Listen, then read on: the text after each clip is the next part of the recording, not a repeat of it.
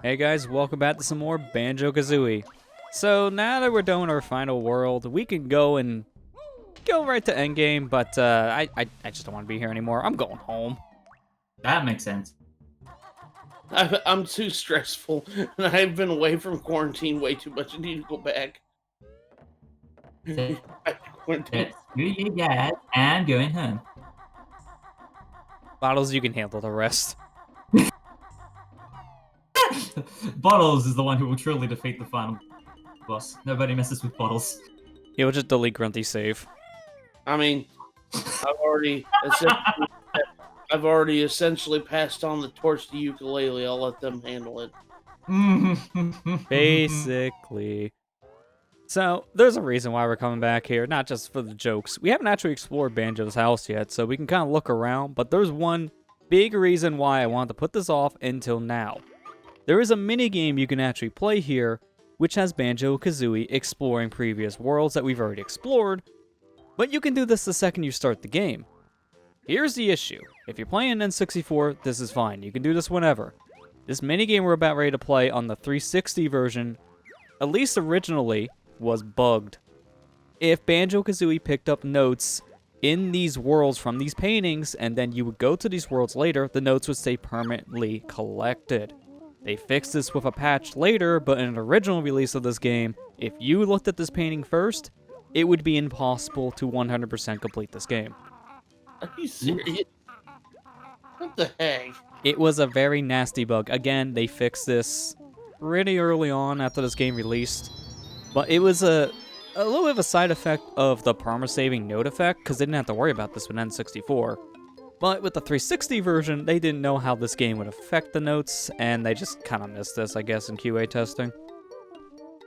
Yeah, because that's the thing is that Rare Replay's tidy up on the notes system is so much more forgiving, but the biggest problem of how that changes the overall structure of the game, sadly, all coalesces into that bug here. Yeah, luckily the Rare Replay version is the latest patch of the 360 version of Banjo-Kazooie, so you do not have to worry about these glitch. This glitch is out of the game now. Rather than getting it digitally when it originally was on the, I'm guessing the Live Arcade, maybe? Yeah, XBLA. But puzzle. We're doing puzzles because that's the theme of Banjo-Kazooie, right? Puzzle pieces. Yep. There's no reason to do this. This is 100% optional. This is not counted towards 100% completion, but Bottles does give you a list of interesting cheat codes you can use to kind of change up how Banjo-Kazooie are presented. So at the end of every puzzle, we're going to just dip here into Treasure Trove, and we're going to just take a look at what the cheat code does. And speed it up because nobody's got time for that. Oh, these cheat codes are long. They're all long. So this is Bottles Bonus 1. This one affects Banjo's head size. Big head mode. Yeah, this is your classic big head mode that was in a lot of Rare games. If you want to get rid of these cheat codes, you just type in no bonus and you'll go back to normal.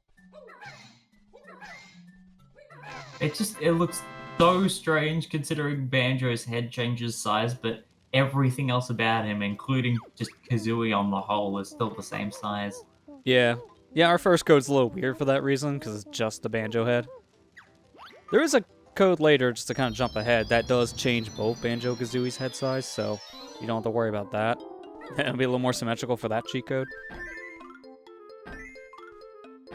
I'm not good at these puzzles. I've done this before, and I was struggling on the last ones. Oh man, you're gonna hate unlocking worlds in Banjo-Tooie then. Because this is how they actually unlock the worlds in the sequel. This minigame was actually a really good idea, and I am glad that in the sequel, you don't just put pieces on a puzzle by just pressing button and done. In Banjo-Tooie, you actually solve a puzzle to open up the world, just like this. And they gradually get more difficult as you get further into the game, just like how these puzzles work. Yeah. And I'm not course, good at jigsaw puzzles, so...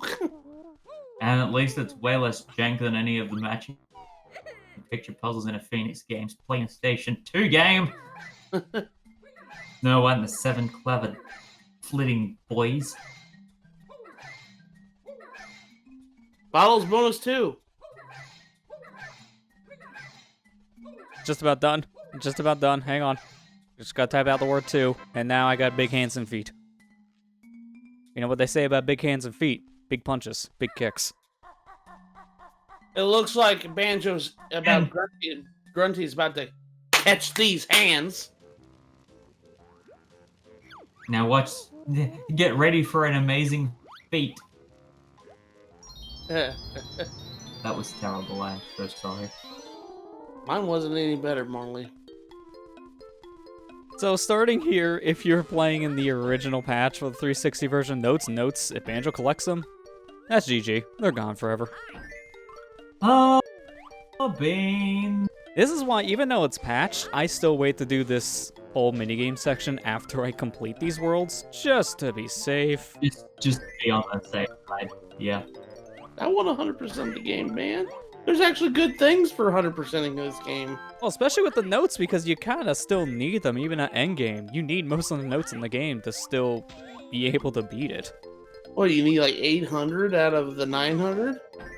It's something like that for like some of the note doors at the end, yeah. Like the note doors right before the final boss fight, they're pretty high. Do you have a time limit on these in Banjo-Tooie? Yeah. Okay. Gosh. Yeah, it's basically the same system. Except that, like I said earlier, the puzzles get gradually harder as you continue through the game. So in the beginning, they give you like 3 or 4 pieces you gotta put on. And then by the end, you pretty much have to solve the whole puzzle. So at that point, you will get more familiar with it as you go on. And you don't have to worry about rotating the pieces. You never have to rotate the pieces in Banjo-Tooie to unlock the worlds. Just in the bonus game that Jiggy Wiggy gives you at the end, just for score's sake. Which you don't need to do for anything. At least it's not anything particularly intensive or brain-busting, though, compared to some of the other things as bonus content, or even just full completion in other games that are just very exhausting. True. We'll get to that one next part. What happened? Oh, Kazooie. Yeah, this code, you don't really notice a change immediately until Kazooie gets out of the bag. Big Kazooie. Go, Kazooie. It's not just big head mode, it's big everything, because our wings are big too. Big Kazooie mode. He was already big-headed enough. Ooh. You're not wrong. Somebody was gonna say it. This is Nabnut's house. Yeah, I don't know what goes on with Banjo's AI for this. He just likes to look at Nabnuts in this. I mean, it doesn't help that this is scripted off of the original gameplay sequence from N64, which had a crap ton of lag. And then this version doesn't really have any lag. So Banjo just doesn't know what to do in some areas and just gets stuck in a corner. Takes out the lag, and that would be accounting for input delay, so then it would just be waiting for the inputs in the... that makes sense. Yeah, it's not as egregious as in Banjo-Tooie, because Banjo-Tooie is very laggy. Banjo-Kazooie really isn't that bad on slowdown. But it does have its moments. True. Banjo-Tooie, on the other hand, is basically a PowerPoint presentation on actual N64.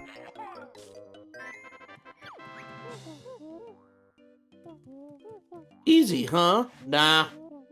Not for me. I did complete these, though, by the way. I know I'm complaining about it, but I did complete these, so... Because there's actually... another reason why you would want to possibly do these codes, too, and if you care, there's an achievement tied to it. Yeah, if you're playing the Xbox version, you do get an achievement. That's really like the only reason why you would do this for 100% completion, achievement purposes. Oh my gosh. Long Boy. It is now Long the Cat. Enjoy Long Boy. I love the head especially because it just pulsates. I mean, it is Long Boy the Banjo, so... Long Bear.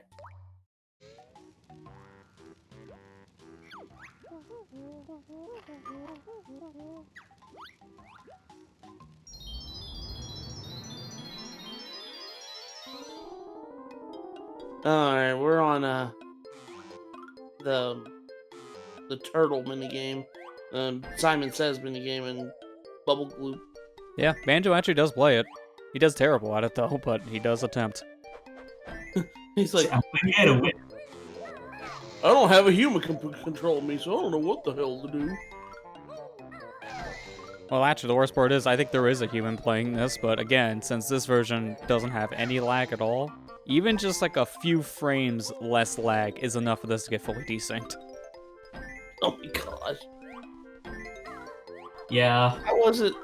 It is funny when demo footage desyncs horrendous, like hilariously across versions. Anyone who's been watching my old world videos on my own channel will see that sometimes I can have hilarious results. Yeah. Some of my favorites are a lot of the N64s that got ported. Like Banjo-Kazooie obviously has that huge issue in the demo scenes with how laggy that was. Donkey Kong 64 is another one on Wii U VC. Since there's no lag on Wii U VC, the intro, the first one they show is DK climbing up a vine, then he's supposed to be swinging across and get into a cannon. But on the Virtual Console version, he misses the vines and just goes swimming. Way off script. Hilarious. Well, considering the one I'm thinking of is in Abe's... Whoa! Long boy with big hand. Yeah. You thought he was long enough? Hang on, let's make his hands longer too. But small head, Yep. though. Yo, boys. We go into the shops. How was playing Banjo-Tooie without lag the first time, Lester? It was definitely a different experience. It's like, oh my god, this game is fast. It's so smooth. It's funny when you talk about demo footage playing differently, because again, Abe's Odyssey is the one I think of. Specifically going from the PlayStation port to the PC port, because all of the demo footage that's like at the title screen plays the same, but with the PC's control scheme. But Abe's signature move, chanting, is mapped to a different button combination and is now on a single button. Meaning that during the demo footage, it's looking for a two-button button input that's been mapped to one button, and it doesn't know what to do with it. So chanting never happens, which means more often than not, Abe won't chant and will just get himself killed. In the demo. God. In the demo. Yeah, I've seen it happen some demos too, because when the character dies in a demo, it just abruptly cuts. Well, not even that, like, Abe will die, then the demo keeps going and he respawns, and then he just stands there bewildered, and I'm like, no, you're not bewildered, you know exactly what you did, but you think you're on a different version of the game. At which point I, in the commentary, I'm like, alright, now what was meant to happen? Yeah. Yeah, that's pretty much one of those feels. Like, yeah, what's meant to happen is none of this. Big bottles bonus. Oh gosh. Are we gonna become a big boy? Long big boy with big butt and big head. Yeah, you guys pretty much got it right on the head on that one. That is pretty much this ultimate code. I thought for a second you misspelled big for a second there, because I thought I was like, where did the G go? Sadly, the only problem this code has, you don't actually become Long Boy. But you're Big Boy, though. He is incredibly strong. Does your hitbox doesn't change, though? No, which is why I don't like these codes, because it's kind of deceptive. The warbling of the head that's over-exaggerated by the big head is hilarious. It's real good. So, yeah, we're told, yeah, there's no more games left, so that was our last code. Big bonus should sound like the ultimate thing, but, Bottles is lying. There's still one more code left.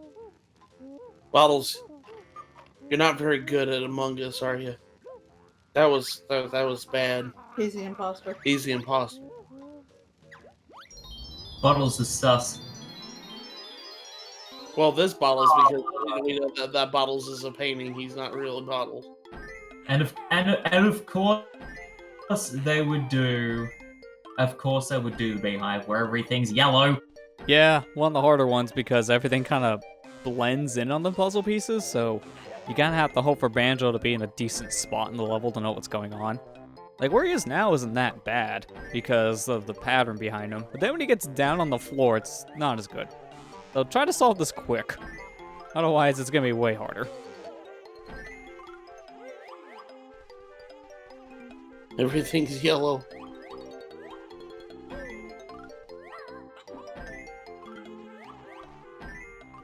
Like how the Zubas just ignore him too. He's just kind of hanging out in their beehive and they don't care. He's just climbing on the walls, they don't care. Must have been visiting in autumn. Yeah, this is just their lax month because it's one guy left. He's working the night shift. He must have cheated. Bug slurper? I mean, he is a mole, so that's accurate. So our last code here is actually something very special.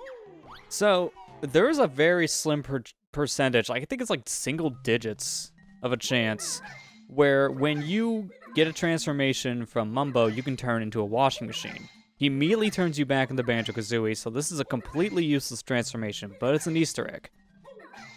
There's a cheat code, however, to make you that transformation permanently.